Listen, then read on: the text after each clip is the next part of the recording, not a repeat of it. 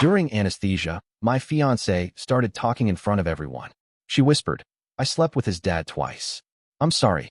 My father was standing right beside me smiling until. When people say one sentence can change your life, they usually mean something hopeful, a proposal, a job offer, a chance. For me, it happened under the harsh light of an operating room, in the middle of my fiancée's surgery, while my father stood 3 feet away pretending not to hear. It started as an ordinary morning. Sienna had been nervous about the minor procedure for weeks. A cyst removal, nothing life-threatening. I'd taken the day off, planning to drive her home, feed her soup, and spend the evening making her laugh about the hospital food.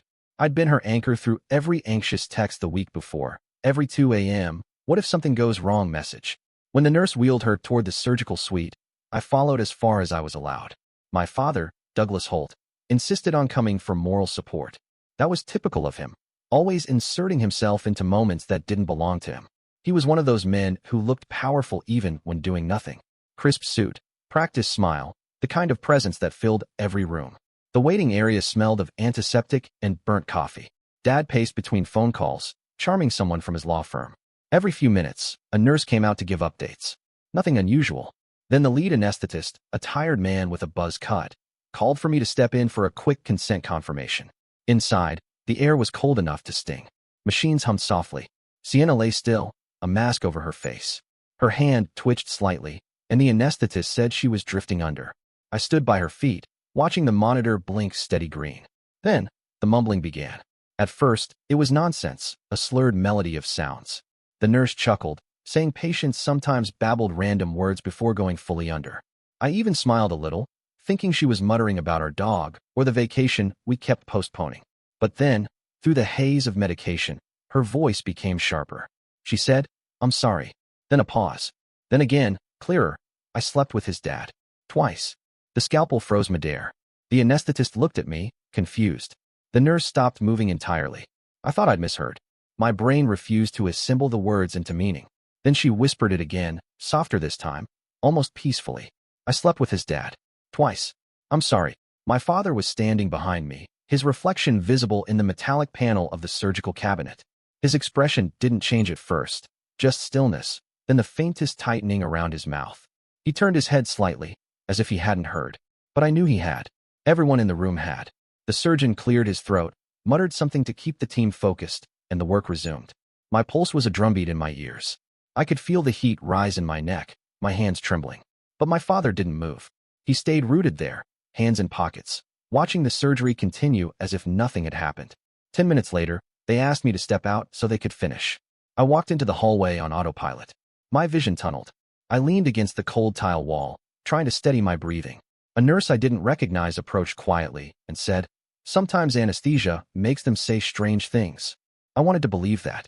God, I wanted to. Dad followed me into the hallway, buttoning his jacket. His voice was calm, almost bored. "She was under heavy sedation, son. Don't let your head spin over gibberish." I stared at him. The smell of his cologne, cedar and whiskey, made my stomach turn. He'd worn it every day of my childhood. Suddenly, I hated it. I said, "You heard her." He tilted his head. "I heard nonsense. You're upset. Understandably. But I'd suggest you wait until she's awake before jumping to conclusions." He left before I could answer, walking down the corridor with that same confident stride. Nurses moved around me, talking softly, phones ringing, life continuing as if the ground hadn't just split beneath me. An hour later, Sienna was in recovery. I was allowed to sit by her bed. She looked fragile, her skin pale under the fluorescent lights. When she opened her eyes, the first word out of her mouth wasn't my name. It was his. She whispered, "Is Douglas here?" That was when I knew. No sedation could explain that. I didn't respond. She tried to smile weakly, saying something about a dream she couldn't remember. I just nodded, pretending not to notice how she avoided looking at me. The nurse who'd been in the OR walked in briefly, adjusted the four, and slipped a folded note into my palm before leaving. I waited until Sienna drifted back to sleep before opening it. The handwriting was small and hurried. She said it twice, before the full dose. I folded the note carefully and slid it into my pocket. My throat felt dry. I sat there another hour, watching the rhythm of her breathing, trying to find one part of her face that still felt familiar. Every blink felt like a lie. When the doctor cleared her to go home, I signed the forms and wheeled her out. Dad had already left. He'd texted something short, "Important meeting. Call later." That night, Sienna slept on the couch, saying she felt more comfortable propped up. I sat in the dark living room long after she'd fallen asleep. Her phone buzzed twice, once with a message preview I barely caught. Don't call me tonight. No name visible. Just the first letter D. I went outside, pacing the porch until sunrise, replaying every moment of the last 2 years. The late meetings, she said, were career networking. The weekends she spent helping my parents with estate documents. The unexplained tension between my mother and her. At dawn, I drove to my parents' house. The air smelled like rain. My mother was watering her plants when I arrived. She looked surprised but pleased, asked about Sienna's surgery. My father's car was still in the driveway. He was in his study, sipping coffee and reading the paper like the world hadn't changed. When I stepped inside, he didn't look up. Son, he said mildly, you should be with Sienna. I said, you slept with her. He folded the newspaper, slowly, placed it on the desk, looked me in the eye. His expression didn't flinch. No, he said finally. You're confused. You heard her. I heard a girl under anesthesia. His calmness was worse than denial. It felt rehearsed. I turned to leave, but he added, don't ruin your engagement over nonsense. She loves you. Focus on the wedding. I didn't answer. Outside, my mother was still humming softly while pruning her roses. The smell of wet soil hit me like something from another life. I drove away, gripping the steering wheel until my knuckles ached. In the rearview mirror, I saw the reflection of my father standing by the window, phone in hand. He was smiling. And at that moment, I realized something terrifying. Whatever truth Sienna had let slip, he wasn't ashamed of it. He was confident it would stay buried, just like everything else in that house. But this time, I wasn't going to let it. For the next 2 days, Sienna acted like nothing had happened. She moved around the apartment in her robe, careful not to bend her stitches, humming softly while making tea. Every time I looked at her, I saw her lips forming those same words under anesthesia. I slept with his dad. They played on loop behind my eyes, louder than her voice now. She told me her dreams had been weird. I asked if she remembered any of them. She said no. When she leaned in to kiss my cheek, her breath carried that faint citrus scent she always wore, the same one I'd once smelled on my father's scarf last Christmas. On the third evening, my father called. He said he wanted to check on Sienna. His tone was casual, as if we were discussing football scores. I said she was resting. He told me he'd stop by the next day with flowers. I told him not to. He laughed quietly and said, "You're still upset, huh? You'll see how ridiculous this all is soon enough." Then he hung up. That night, I lay awake, wondering whether to tell my mother. Valerie had always been the quiet backbone of our family. Kind, careful with words, the sort of woman who apologized for other people's mistakes. She had no idea she'd spent the last 2 years inviting a woman into our home who might have been sleeping with her husband. I didn't want to be the one to detonate her life. But every minute I stayed silent made me feel like part of the same lie. So I called her the next morning. She answered cheerfully, saying she was making brunch for Dad before his client meeting. I told her I was coming over. I didn't give her a reason. She hesitated, but said okay. When I arrived, Sienna was already there. She was sitting in the living room beside my father, eating eggs and laughing at something he'd said. Valerie was arranging tulips, her smile a little too stiff. My father stood up when he saw me, still smiling, the same confident tilt in his voice. "You're just in time, son. Sit." Sienna made muffins. I stood there in silence, watching the three of them together. For a moment, the scene looked almost domestic, comfortable, familiar. Then it hit me how twisted that comfort really was. "I'm not sitting," I said. "I'm talking." Sienna's smile faded. Valerie froze. My father set his fork down, slow and deliberate, as if preparing for a courtroom argument. I looked straight at him. "She said it in the oar. Twice. Everyone heard it." Valerie blinked. "Said what?" Sienna shook her head instantly. "I don't remember anything." "I must have." I interrupted. "You said you slept with my father. Twice." Silence. A kind of silence that eats the air. Valerie's hand trembled against the table. My father's face remained calm, like stone. He leaned back in his chair, crossed his legs, and said, "That's absurd." Sienna's eyes filled. "Evan, I didn't. Please," I was sedated. Valerie looked from one to the other, confusion turning to horror. "What are you talking about?" "Douglas." He sighed, placing a hand on her arm. "Sweetheart, you know how anesthesia can cause delusions." But she pulled away. Why would she say that? She didn't mean it. "She said it twice," I said quietly. Sienna broke down crying. Valerie started crying too, asking me to stop. My father stood up suddenly, slamming his hand on the table so hard the vase cracked. "Enough. I will not let my family be torn apart by some drugged-up nonsense." He stormed out of the room, his shoes echoing down the hallway. The sound of the door slamming was like a gunshot. Valerie stood there, shaking. I'd never seen her look that small. She whispered, Please, tell me this isn't true. Sienna kept crying, but said nothing. Not a single denial. That silence told my mother everything. She excused herself, muttering that she needed air. I followed her outside. She lit a cigarette, something I hadn't seen her do since I was 12. Her hands were trembling so badly, she dropped the lighter twice.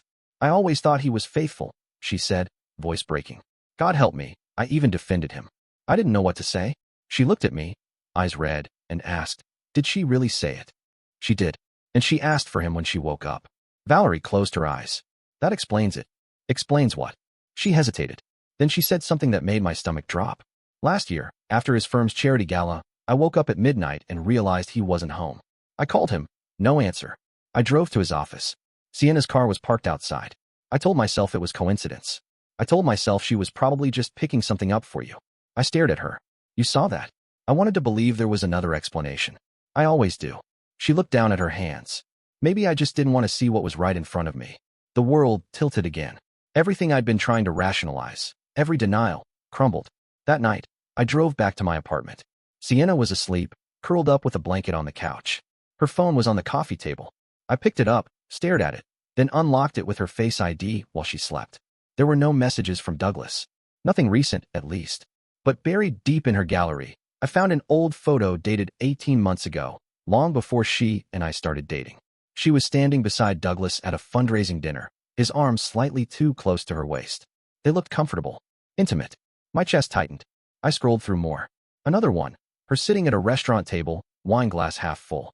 A reflection in the window showed Douglas across from her. I put the phone down quietly.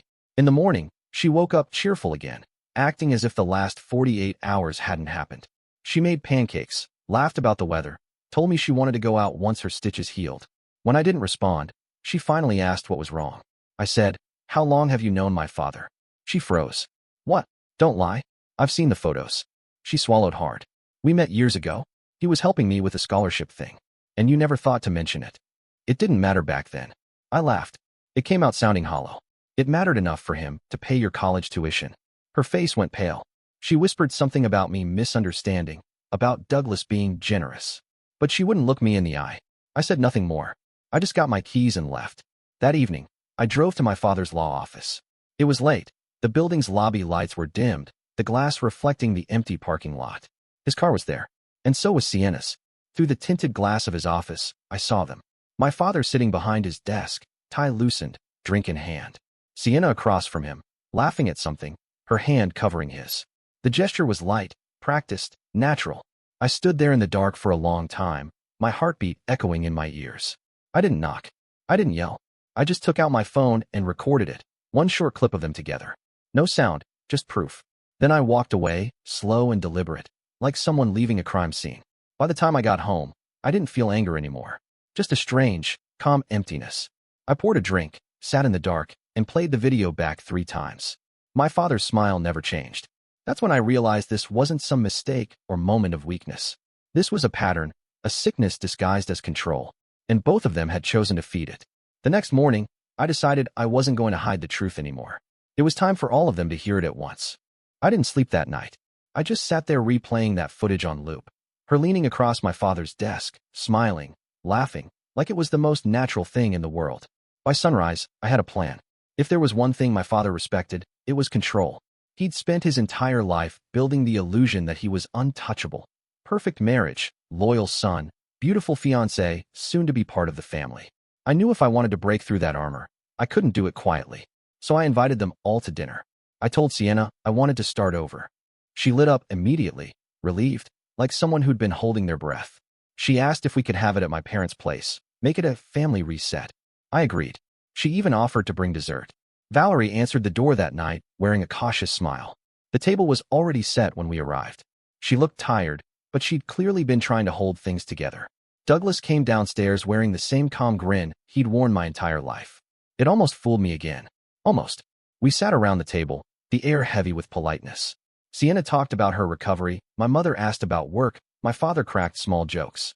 I waited until the main course was served. Roast chicken, wine poured, conversation soft. Then I reached into my jacket and placed my phone on the table. I pressed play. The room filled with the faint hum of background noise, the soft flicker of light from the screen showing Douglas in his office, smiling at Sienna. her hand resting on his. His gaze fixed on her like she belonged to him. No one spoke. Valerie's fork clattered to the floor. Sienna froze mid-breath, eyes locked on the screen. Douglas stayed perfectly still, only his jaw tightening slightly. When the clip ended, I looked at him. Explain that. He didn't blink. Business meeting, he said flatly. Your mind's poisoned, son. You're seeing what you want to see. Funny, I said. Because it looks a lot like you sleeping with my fiancée. Sienna whispered my name, voice trembling. Please, Evan, it's not what you think. Then what is it? She stared at the table. My father leaned back in his chair, smirking slightly. You should stop embarrassing yourself, he said quietly. That was it.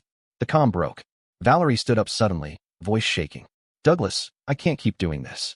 I saw her car at your office last year. I knew something was wrong. You told me I was paranoid. He turned toward her slowly, his tone icy. You were paranoid. And now you're dragging our son into it. Valerie's expression changed. No more fear, just disgust. You think you can gaslight everyone forever? Douglas slammed his hand on the table. Watch your mouth. Sienna flinched. I stood. The chair scraped back against the tile, loud enough to make everyone stop breathing. You've been lying to all of us, I said. To her, to Mom, to me. You used your own son's fiancée like she was. Enough. He stood up too, voice booming. You don't know what you're talking about. Valerie whispered. He does. Douglas turned toward her, and for the first time, the mask slipped. You knew about this? She nodded, voice cracking. I caught you once. 6 months ago. In that hotel downtown. I saw her coming out of your room. The silence that followed felt like gravity collapsing inward. Sienna covered her mouth, shaking. Douglas stared at his wife in disbelief. Then at me, like we'd both betrayed him by finally speaking aloud what everyone had been avoiding. He muttered something under his breath, grabbed his jacket, and stormed out. The door slammed so hard the chandelier trembled. Sienna started crying. He told me he was going to end things before the wedding. He said he loved you too much to ruin it. I stared at her. And you believed him? I didn't know what to do, she said. He's your father. You thought he'd choose you. She fell silent. Valerie sank into her chair, staring into the distance. He's been cheating for years, she said softly. But never like this. The rest of the night was a blur. Sienna begged to explain, begged for me to listen, said she'd been manipulated. I didn't respond. I took my mother's car keys, helped her pack a bag, and drove her to a hotel downtown. On the way, she stared out the window, whispering, I stayed because I wanted you to have a father. When I dropped her off, she said, End this clean, Evan. Don't let him bury it again. That same night, I got a text from an unknown number. You don't understand what she did. No name, but I didn't need one. I replied, Don't contact me again. The next morning, I woke to find Sienna gone. Her closet half empty. No note. I didn't bother calling. I drove straight to my father's law firm instead. It was a Friday. His firm was holding a small client brunch. I walked right in. The receptionist froze when she saw me. Mr. Holt, your father's. I know where he is. He was standing in the conference room, shaking hands with 2 clients, all smiles. He turned when he saw me, his face tightening just slightly before slipping back into that perfect mask. Evan, he said smoothly, not now. I ignored him, walked straight to the head of the table, and pulled out a folder. Inside were screenshots, photos, and the video I'd recorded. Since you're all so fond of transparency, I said, you should probably know what kind of man's handling your accounts. The clients stared. One woman gasped softly when she saw the photo of him and Sienna. My father's voice cracked for the first time in my life. Get out. I looked at him calm. You always said integrity mattered in law. Maybe live by your own rules. Security escorted me out 10 minutes later, but by the time I reached the parking lot, I'd already gotten 3 calls from reporters. Someone had leaked it. The video, the photo, everything. By evening, Douglas Holt's name was trending on every local outlet. Prominent attorney accused of affair with son's fiancée. Valerie's lawyer filed the divorce papers that night. Sienna texted once. I didn't mean for it to get this far. Please don't hate me. I didn't respond.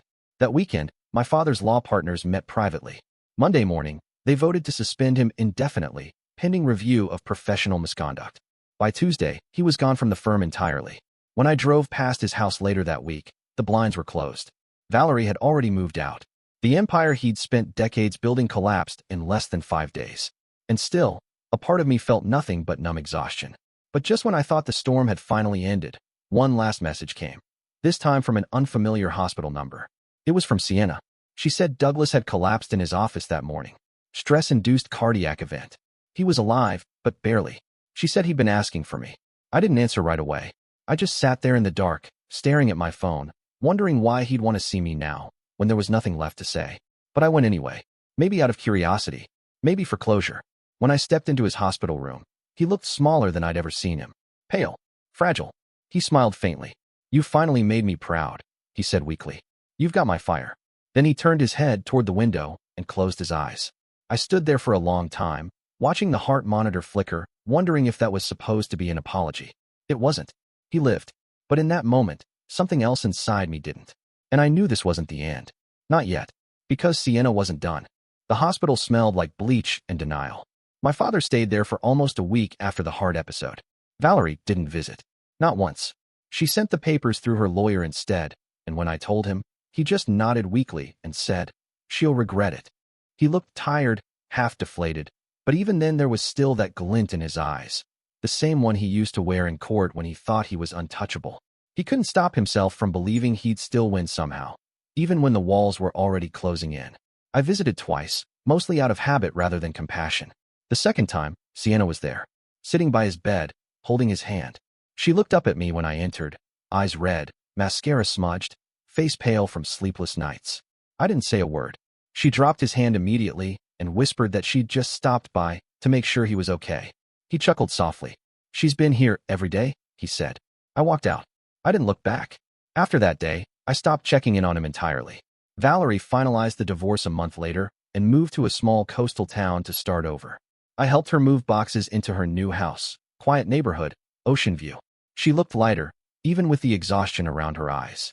When I left, she hugged me and said, "Don't let him pull you back into his orbit again. He always finds a way." I told her I wouldn't, but I didn't know yet how right she was. 2 months after the scandal, my phone buzzed late one night. It was Sienna. I almost didn't answer. Her voice was shaking. She said she needed to see me. Just once. "Please," she said. "It's important." Against every ounce of logic, I met her at a cafe near her new apartment. She looked thinner, older somehow. Her hands trembled around her coffee cup. She said she was pregnant. For a moment, I couldn't even breathe. She started crying before I could speak, saying she didn't know how to tell me earlier, that she'd been terrified, that she wasn't sure whose it was. I didn't respond. I just sat there, listening to the words pile up, each one heavier than the last. When she finally stopped, I asked one question. "When?" She hesitated. "Right before the surgery." That was enough. I left her sitting there, shaking, her face buried in her hands. The next morning, she showed up at my apartment. I didn't let her in.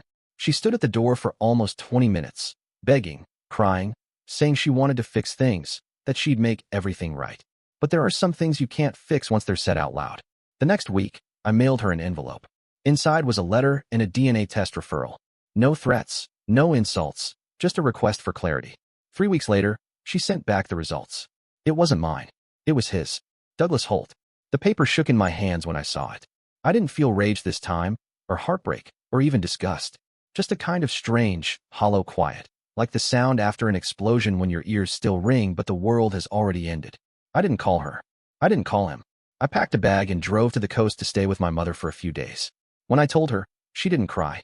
She just closed her eyes for a long time and whispered, "Of course he did." We sat on her porch that night, listening to the ocean, and she told me something I hadn't known. Apparently, years ago, before I'd even met Sienna, my father had an affair with another young woman who worked as a paralegal in his office. Valerie found out, but he'd threatened to cut her off financially if she spoke. She stayed, for my sake. And now, she said, he's just repeating himself with someone who mattered more to you. It wasn't comforting, but it made sense. My father didn't love people. He collected them. A few weeks later, the story hit the press again.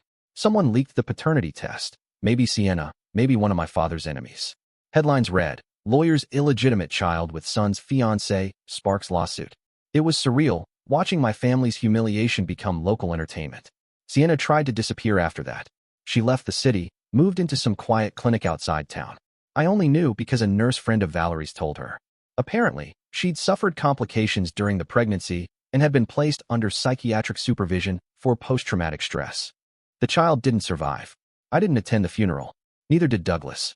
A week later, I received a letter from her, handwritten, shaky. It arrived without a return address.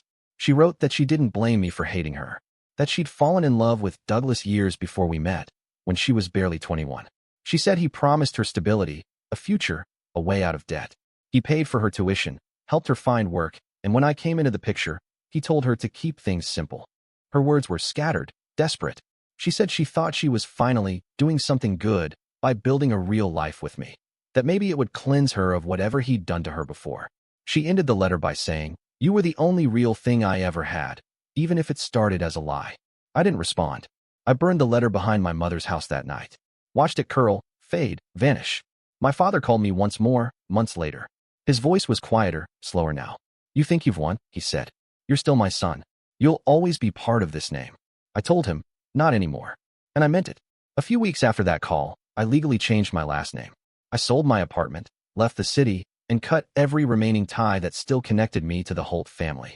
Valerie didn't try to stop me. She just hugged me at the bus station, slipped a small envelope into my pocket, and said, "For your new start." Inside was a photo of the three of us, before all of it. Me as a kid, grinning, my parents still pretending to love each other. I didn't look back when the bus pulled away. For a while, I lived in small towns, working freelance, keeping to myself. The peace was strange at first. No chaos, no manipulation, no voices trying to control the narrative. Just quiet. But quiet can feel heavy too. Every few months, I'd hear something about them. My father lost his license, started teaching ethics at a community college, of all things. Valerie refused to ever speak to him again. Sienna remained in and out of treatment. I never saw any of them again. One afternoon, about a year later, a final envelope arrived. No return address, but the handwriting was familiar. Inside was a short note. "He's gone." No signature, no details. Just that. I didn't ask who sent it. I didn't need to. That night, I drove to the ocean again. The same stretch of coast where my mother's house sat. The same spot where everything had fallen apart. I walked down to the waterline, watched the tide wash over my shoes, and realized there was nothing left to bury. Sienna's voice still echoed sometimes when I closed my eyes. The way she whispered under anesthesia, the words that started everything. I'd spent months trying to erase them, to convince myself they were just the rambling of someone drugged and delirious. But in the end, those words were the only honest thing she ever said. "I slept with his dad. Twice. I'm sorry." And maybe, in her own broken way, she was. Now, years later, I live under another name, in another city. People who meet me don't know that once I lost everything in a single sentence. They just think I'm quiet, maybe a little distant. But sometimes, when I hear a hospital monitor beep, or smell disinfectant, or hear the click of high heels in a hallway, I'm back in that moment again. The cold light, the stillness, my father's faint smile behind me. Some betrayals fade, others echo forever, and this one still whispers,